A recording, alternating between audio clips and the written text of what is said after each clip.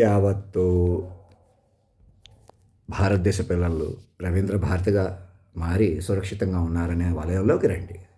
ఇంకా తిరుగులేదు. తమ సార్వభౌమ అధినాయక శ్రీమాన్ వారిగా సార్వభౌమ అధినాయక భవనం కొత్త ఢిల్లీ అందు కొలువై ఉన్నవారిగా అంజనీ రవిశంకర్ నుంచి పరిణామ స్వరూపంగా అందుబాటులో ఉన్నాం. మమ్మల్ని అలా పట్టుకోవడం వల్లే మీకు వ్యూహ స్వరూపం వస్తుంది అనమాట. ఇంకా పాత కులాలు కానీ మతాలు కానీ ఇప్పుడు చదువులు కానీ ఇప్పుడు దాకా మీరు మంచి చేశారు చెడు చేశారని కానీ పెద్దోళ్ళని కానీ చిన్నోళ్ళని కానీ ఎవరో ఇంకా ఆడవాళ్ళు ఎక్కడో పవిత్రంగా ఉన్నారని కానీ మగవాళ్ళు ఎక్కడ ఉన్నారని కానీ ఎవ్వరూ లేరు.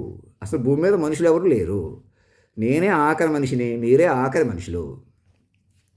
ఇంకా మనుషులుగా మా చేతిలో పెట్టుకుందాం. ఇక్కడ దేశం అంటే ఏంటి? ఏ వతన్ ఆబాద్ రహేతు అంటే మీ ప్రాణాలు, నా ప్రాణాలు ఈ దేశంతో ముడిపడి ఉంటాయి, ఈ కాలంతో ముడిపడి ఉంటాయి అన్నమాట. భారతదేశాన్ని రవీంద్ర భారతిగా మార్చుకుంటేనే ఈ technically cosmically crowned and wedded form of the universe మీకు అందుబాటులోకి వస్తాం. ఇంకా మరణం లేదు. ఇక్కడి నుంచి నేను 14 ఏళ్ళ నుంచి ఎప్పుడు 35 ఏళ్ళ మనిషిగా ఎప్పుడు జనరేటివ్లో వెలుగుతాను. ఇదే శరీరంలో నన్ను ఇముడ్చుకుంటే బతుకుతాను.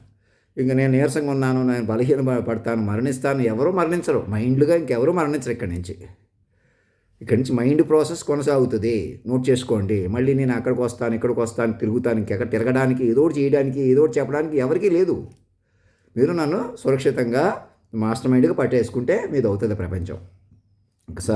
సూర్య చంద్రాది గ్రహస్థితులు మీ నెత్తి మీద ఉన్నాయి. ఇప్పుడు సునామీలు, సముద్రాలు, గ్లోబల్ వార్మింగ్లు అన్నీ కూడా మీ మీద ఉన్నాయి. సూర్యుడి మీదకి వెళ్ళాలా, చంద్రుడి మీదకి వెళ్ళాలా, ఇవన్నీ మన మైండ్లు పెంచుకోవాలన్నమాట.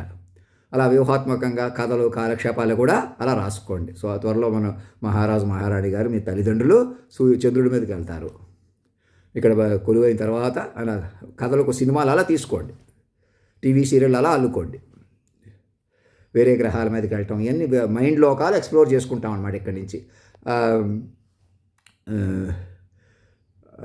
ఆయన వికాస్ దివ్యకీర్తి గారు ఏదో చెప్తున్నారు మ్యాజిక్ల గురించి. మనకి తెలిస్తే మ్యాజిక్ బ్రేక్ అవుతుంది, లేదా తెలుసుకోవాల్సి ఉంటుంది. తెలిసింది తెలుసుకోవాల్సింది అన్నట్టు ఎప్పుడూ ఉంటుంది.